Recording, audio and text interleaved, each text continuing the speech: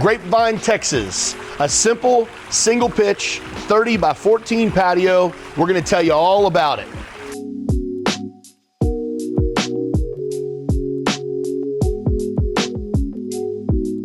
A 30 by 14 single pitch patio. Now this was a pretty simple straight ahead project. It only took us about 4 weeks, and this project cost $42,250. And that was everything. We started off because they already had a foundation here. We did 3 footings, which means we had to cut and pour what we call an elephant foot footing with a cage in them just for code. This was built with 8 by 8 posts, 6 by 12 beams.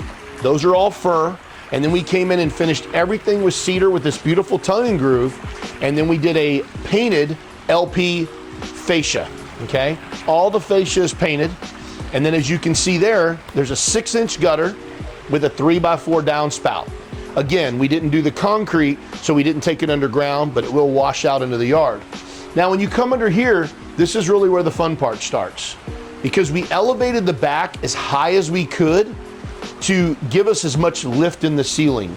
And the reason we do that is because it makes it feel much larger. It makes this, not only the space feel bigger, but you can keep this roof line high so you have a lot of natural light coming in. What they didn't want to do is make it dark into their kitchen, dark into their living area, and dark into their master bedroom. So by lifting this up, they were able to keep all this natural light coming into the house, but give them plenty of shade. When you're doing this, you really want to think about a few things. How much space do you want? Because what are you going to be doing under here? This house had no patio, 0. Literally, that back line was soffit and fascia. And now they have this massive, single pitch structure with a ton of shade. So they wanted a nice big living area here, which they have, with a nice fire pit table. And then over here they have basically just a sitting area where they can just sit here in their rocking chairs and enjoy it. And then they have their green egg that we added this little extension on, this extra 2 feet here, so he could fit this here and stand here and cook and still be under the cover. Again, if he wants to pull his grill over, he can, but now this green egg has a safe place to live out of the elements. A couple things to think about on this project is we had some varying roof lines, or I shouldn't say roof lines, we had varying siding drops where the old roof line was. So we had to do some transitioning here. We had to fur out this part of the wall because this window furs out, 4.5, 5 inches here. So we had to pop that out to get that nice and flush so it would look nice, and then it crashes into this pop-out window and gets back flush again.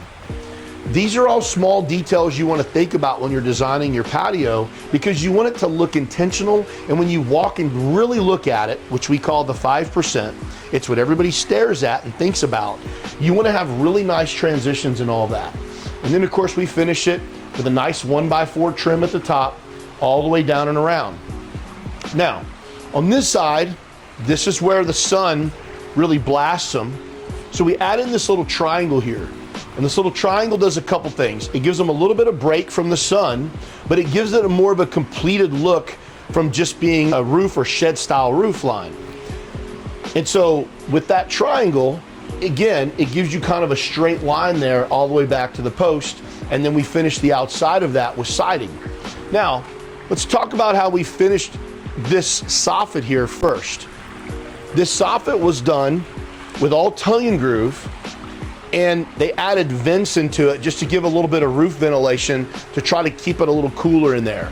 With the tongue and groove, it does breathe, but this particular customer requested that we put some vents in there.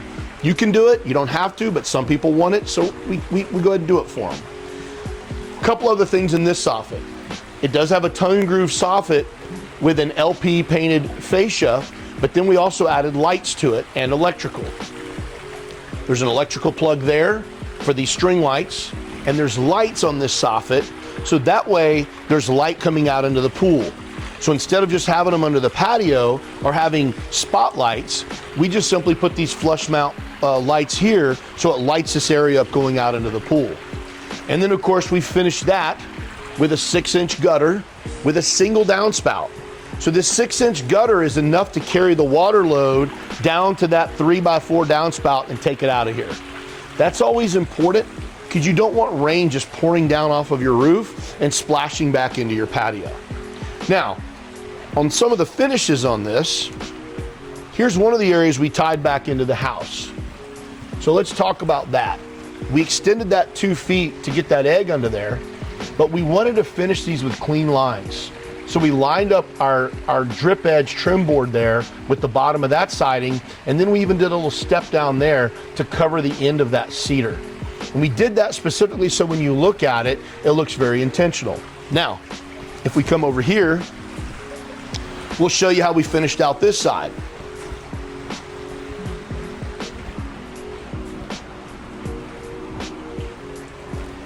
Same thing here, painted soffit, our painted fascia board. Going into this triangle, we lined up our siding so it matched the house perfectly.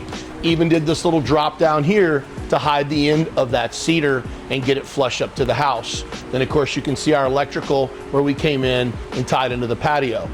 But this way, when you're looking at this from anywhere, it looks like a very natural progression. And this you would never know was not built with the home unless we told you that it was. And that's exactly the way we wanted it. Now, as far as electrical goes, we talked about some lights here in the soffit, but now we have underneath here, we always talk about fans and the trajectory. In this case, these fans are pretty low, so they didn't need them huge, but they needed them enough so they blew air down onto these seats. So you always want to check the trajectory of your fans to make sure that airflow is coming exactly where you want it.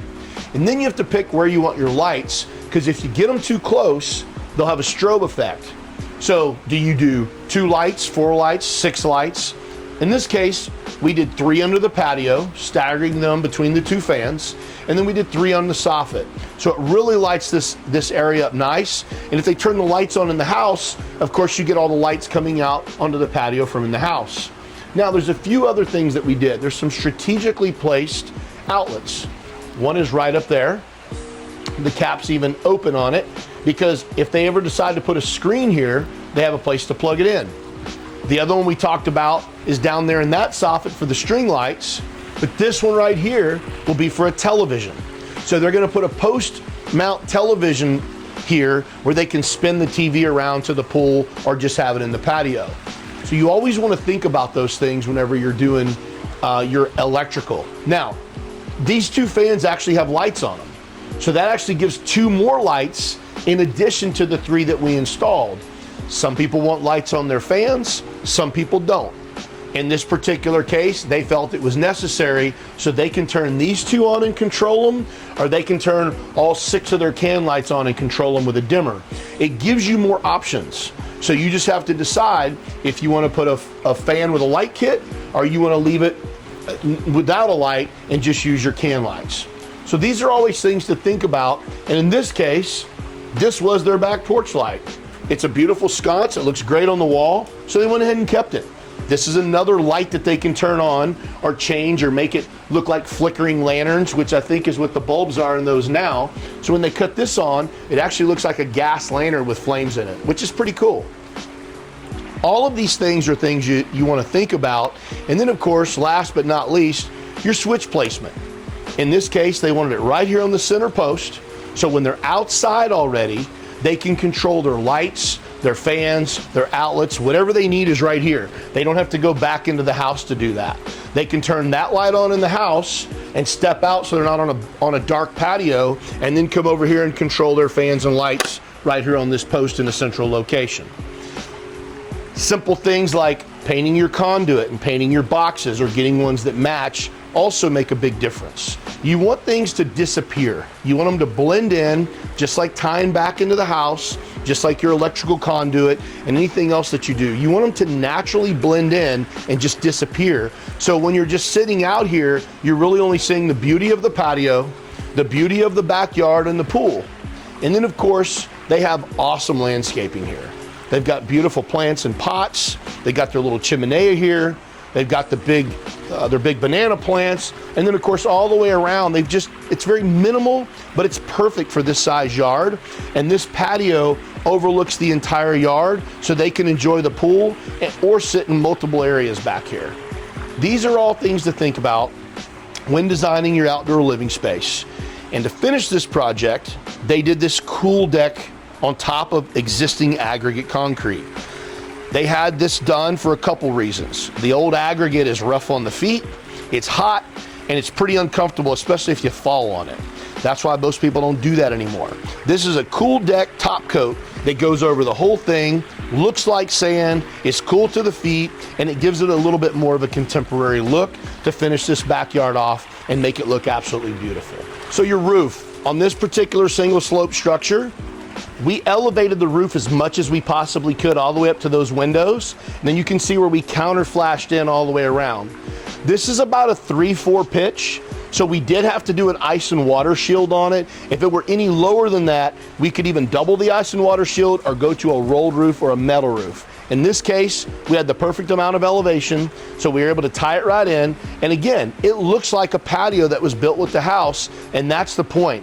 Integrate it the best way possible so it looks like it came with the house originally. So now that we've covered this whole project, the answer to this is, what do you get for $42,250? Something beautiful just like this, done well, done correctly, a custom integrated 30 by 14 foot single slope with everything that goes with it. We appreciate you watching our video. We hope it was helpful. We hope you learned some things that help you build your outdoor living space. And remember, always do the right thing.